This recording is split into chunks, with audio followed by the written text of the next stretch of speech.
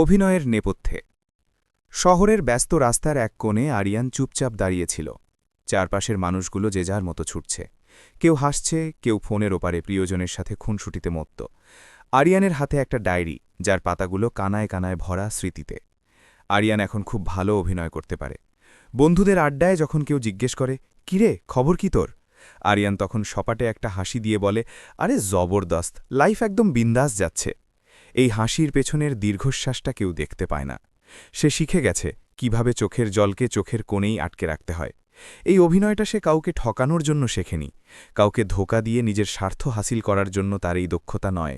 বরং রাতের অন্ধকারে যখন একা ঘরে ছাদ পানে তাকিয়ে থাকে, তখন নিজেকে এটা বোঝানোর জন্য যে সব ঠিক আছে।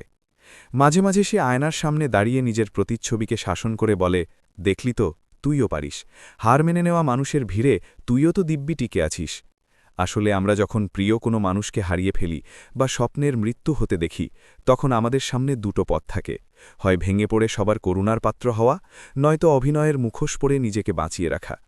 আরিয়ান দ্বিতীয় পথটাই বেছে নিয়েছে। সে জানে এই মিথ্যা সান্ত্বনাটুকুই তার বেঁচে থাকার রসদ। আরিয়ান এখন আর কাঁদে না, সে শুধু হাসে, তবে সেই হাসিতে কোনো প্রাণ নেই, আছে শুধু এক দক্ষ অভিনেতার নিপুণ কারুকাজ। নিজেকে সান্ত্বনা দিতে দিতে সে এখন নিজেই নিজের প্রিয় দর্শক। সান্ত্বনা যখন জীবনের একমাত্র সঙ্গী হয়ে দাঁড়ায়, তখন অভিনয়টাই হয়ে ওঠে সবথেকে বড় বাস্তবতা।